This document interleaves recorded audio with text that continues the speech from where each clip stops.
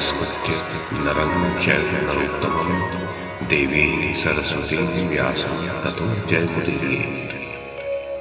ओम नमो भगवते वासुदेवाय, ओम नमः पितामहाय, ओम नमः प्रजापतिभ्यः, ओम नमः कृष्णद्वैपायनाय, ओम नमः सर्वविघ्नविनायकेभ्यः।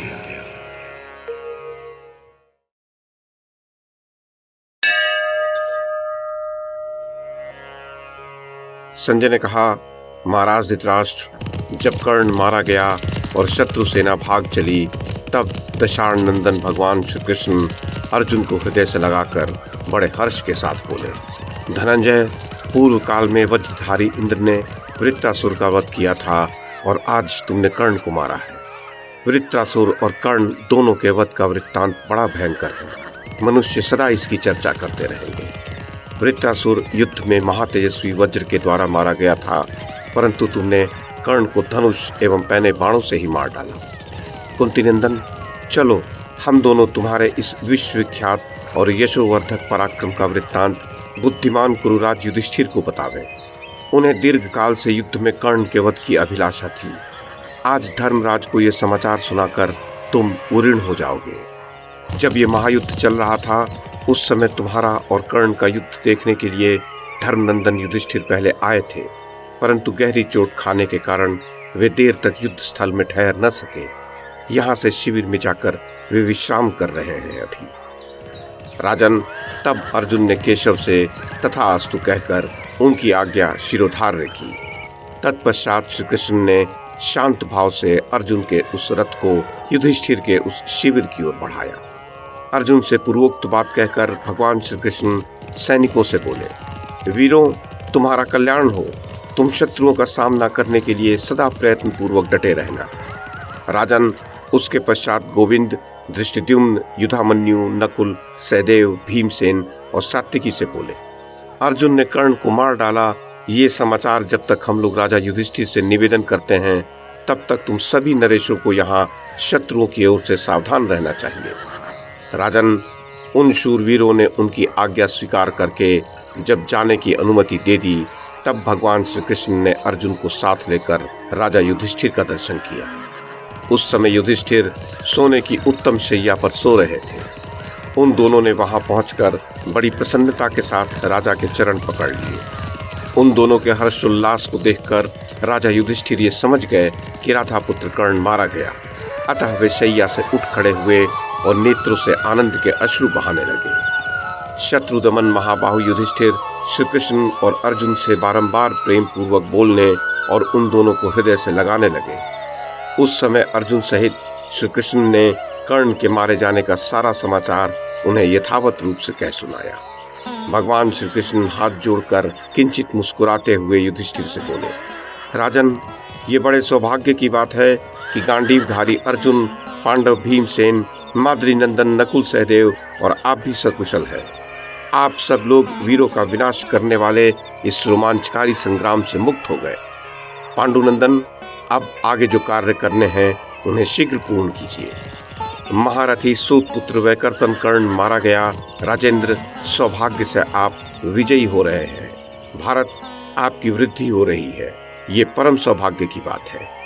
जिस नराधम ने द्यूत में जीती हुई द्रौपदी का उपहास किया था, आज पृथ्वी उस सूत पुत्र कर्ण का रक्त पी रही है।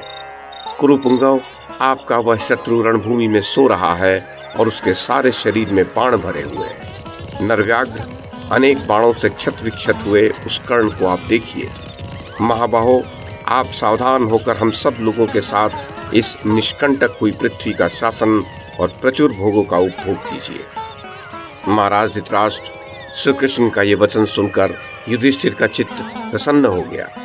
वे अहोभाग्य कहकर बोले, महाबाहु देवकी नंदन, आपके रहते ये महान कार्य संपन्न होना कोई आश्चर्य की बात नहीं है। आप जैसे सारथी के होने से ही पार्थ ने प्रयत्न पूर्वक उसका वध किया है। महाबाहो, आपकी बुद्धि के प्रसाद से ऐसा होना आश्चर्य नहीं है। पुरुषश्रेष्ठ, उसके पश्चात युधिष्ठिर ने श्री कृष्ण का दाहिना हाथ अपने हाथ में लेकर श्री कृष्ण और अर्जुन दोनों से कहा, प्रभु, देवर्षि नारद ने मुझसे कहा था कि आप दोनों धर्मात्मा, महात्मा, पुराण पुरुष तथा ऋषि प्रवर साक्षात भगवान नर और नारायण है। महाभाग परम बुद्धिमान तत्ववेता महर्षि कृष्णद्वैपायन ने भी बारंबार मुझसे ये बात कही है। श्री कृष्ण, आपके प्रसाद से ही ये पांडुपुत्र धनंजय सदा सामने रहकर युद्ध में शत्रुओं पर विजयी हुए हैं और कभी युद्ध से मुंह नहीं मोड़े हैं। प्रभु, जब आप युद्ध में अर्जुन के सारथी बने थे तभी हमें यह विश्वास हो गया था कि हम लोगों की विजय निश्चित है, अटल है, हमारी पराजय नहीं हो सकती। गोविंद, भीष्म, द्रोण, कर्ण, महात्मा गौतम वंशी, कृपाचार्य तथा उनके पीछे चलने वाले और भी जो बहुत से शूरवीर रहे हैं, आपकी बुद्धि से आज कर्ण के मारे जाने पर उन सब का वध हो गया, मैं ऐसा मानता हूँ।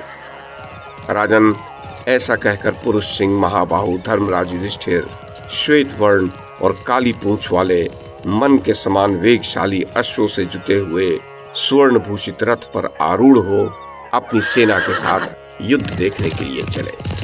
श्री कृष्ण और अर्जुन दोनों वीरों के साथ प्रिय विषय पर परामर्श और उनसे वार्तालाप करते हुए युधिष्ठिर ने रणभूमि में सोए हुए पुरुष प्रवर कर्ण को देखा। जैसे कदम्ब का फूल सब ओर से केसरों से भरा होता है, उसी प्रकार कर्ण का शरीर सैकड़ों बाणों से व्याप्त था।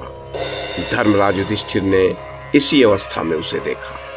उस समय सुगंधित तेल से भरे हुए सहस्रों सोने के दीपक जलाकर प्रकाश किया गया था। उसी उजाले में वे धर्मात्मा कर्ण को देख रहे थे। उसका कवच छिन्न भिन्न हो गया था और सारा शरीर बाणों से विदीर्ण हो चुका था। उस अवस्था में पुत्र सहित मरे हुए कर्ण को देखकर बारंबार उसका निरीक्षण करके ही राजा युधिष्ठिर को इस बात पर पूरा पूरा विश्वास हुआ। फिर वे पुरुष सिंह श्री कृष्ण और अर्जुन दोनों की भूरी भूरी प्रशंसा करने लगे। उन्होंने कहा, गोविंद, आप जैसे विद्वान और वीर स्वामी एवं संरक्षक के द्वारा सुरक्षित होकर आज मैं भाइयों सहित इस भूमंडल का राजा हो गया। आज दुरात्मा धृतराष्ट्र पुत्र दुर्योधन अत्यंत अभिमानी नरव्याघ्र राधा पुत्र कर्ण के मारे जाने का वृत्तांत सुनकर राज्य और जीवन से भी निराश हो जाएगा। पुरुषोत्तम, आपकी कृपा से रणभूमि में राधा पुत्र कर्ण के मारे जाने पर हम सब लोग कृतार्थ हो गए। गोविंद, बड़े भाग्य से आपकी विजय हुई है। भाग्य से ही हमारा शत्रु कर्ण आज मार गिराया गया है और सौभाग्य से ही गांडीवधारी पांडुनंदन अर्जुन विजयी हुए हैं। महाबाहो, अत्यंत दुखी होकर हम लोगों ने जागते हुए 13 वर्ष व्यतीत किए हैं। आज की रात्रि आपकी कृपा से हम लोग सुखपूर्वक सो सकेंगे। महाराज धृतराष्ट्र, इस प्रकार राजा युधिष्ठिर ने भगवान श्री कृष्ण तथा कुरुश्रेष्ठ अर्जुन की बारंबार प्रशंसा की। पुत्र सहित कर्ण को अर्जुन के बाणों से मारा गया देख राजा युधिष्ठिर ने अपना नया जन्म हुआ सा माना। महाराज, उस समय हर्ष में भरे हुए पांडव पक्ष के महारथी कुंती पुत्र युधिष्ठिर से मिलकर उनका हर्ष बढ़ाने लगे। राजेंद्र, नकुल सहदेव, पांडुपुत्र भीमसेन, वृष्णि वंश के श्रेष्ठ महारथी सात्यकी, धृष्टद्युम्न और शिखंडी आदि पांडव, पांचाल तथा संजय योद्धा सूत पुत्र कर्ण के मारे जाने पर कुंती कुमार अर्जुन की प्रशंसा करने लगे। वे विजय से उल्लसित हो रहे थे। उनका लक्ष्य सिद्ध हो गया था। वे युद्ध कुशल महारथी योद्धा धर्मात्मा राजा युधिष्ठिर को बधाई देकर स्तुति युक्त वचनों द्वारा शत्रु संतापी श्री कृष्ण और अर्जुन की प्रशंसा करते हुए बड़ी प्रसन्नता के साथ अपने शिविर को गए। महाराज धृतराष्ट्र, इस प्रकार आपकी ही कुमंत्रणा के फलस्वरूप ये रोमांचकारी महान जनसंहार हुआ है। अब आप किस लिए बारंबार शोक कर रहे हैं?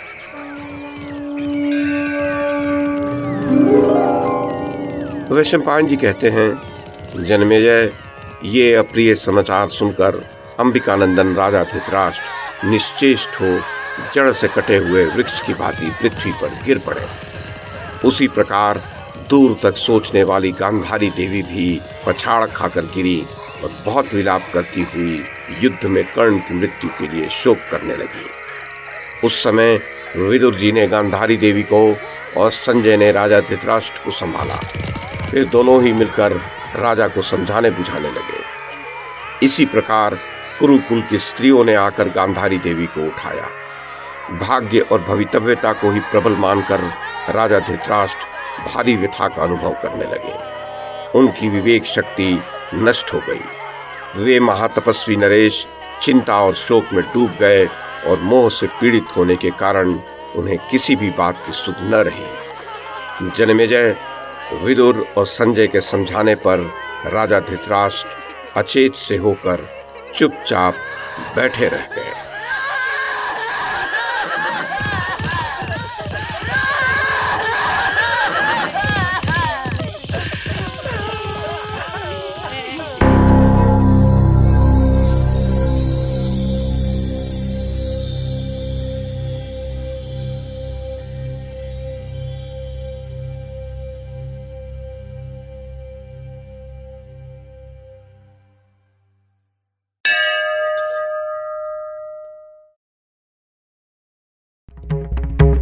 YouTube के माध्यम से महाभारत की कथा को एक श्रृंखला के रूप में प्रस्तुत करने का हमारा ये प्रयास यदि आपको सराहनीय लगा हो तो कृपया इस कड़ी को लाइक और शेयर करें, चैनल को सब्सक्राइब करें और बेल आइकन को दबाएं। साथ में अन्य लोगों को भी देखने के लिए प्रेरित करें।